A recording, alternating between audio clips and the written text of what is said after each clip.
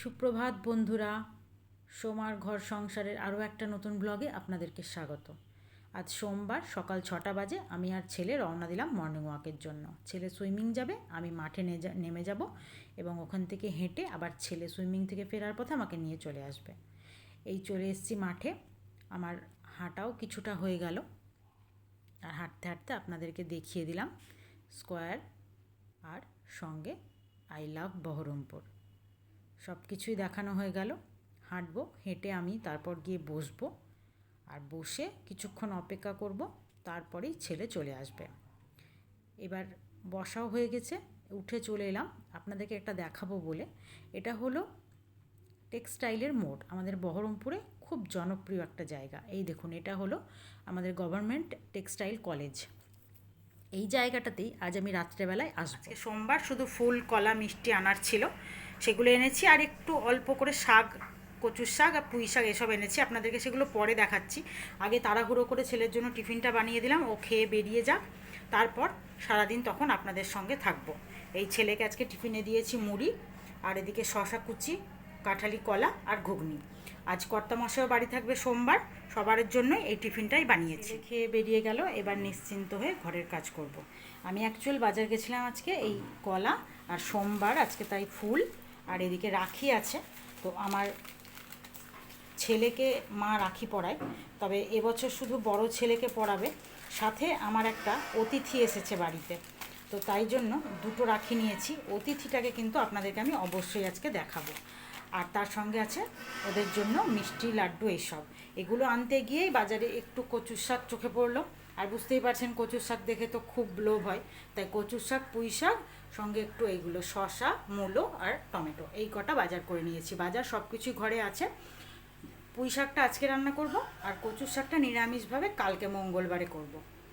তো আপনারা থাকুন, আমি ঠাকুর ঘরে উঠবো, তখন আপনাদেরকে আমি আমার স্নান সেরে চলে এলাম ঠাকুর ঘরে। সোমবার পুজো হয়ে গেল, এই যে সমস্ত পুজো কমপ্লিট। আর এই যে আমার বড় ছেলে, আমার গোপাল সোনা বসে আছে, আর এই যে মা হাতে রাখি বেঁধে দিয়েছে। এই যে ছোট্ট রাখি কিনে নিয়ে এসেছিলাম, রাখি বেঁধে দিয়েছে, রাখি পরে বসে আছে। দেখুন, আবার মাথায় মুকুটটা খুলে গেল।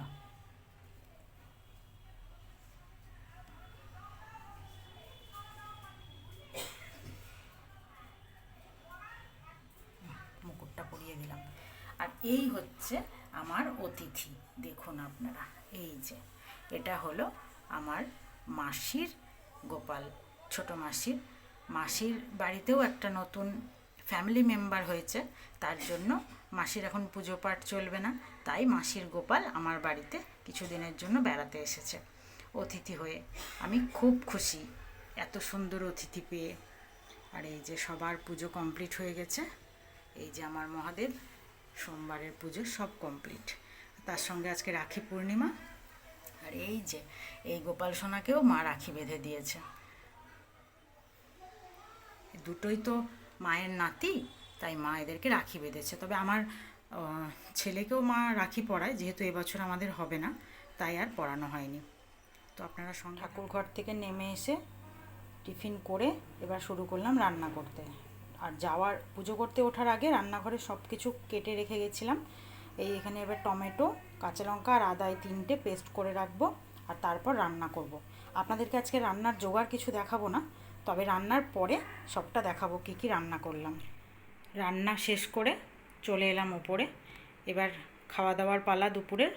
তো আপনাদেরকে দেখিয়ে দিই আজকে কী রান্না করেছি। এখানে আছে ভাত, এটা তো রোজকার ব্যাপার।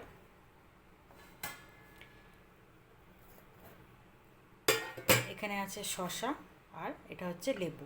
লেবুটা হচ্ছে ছাদ বাগানে।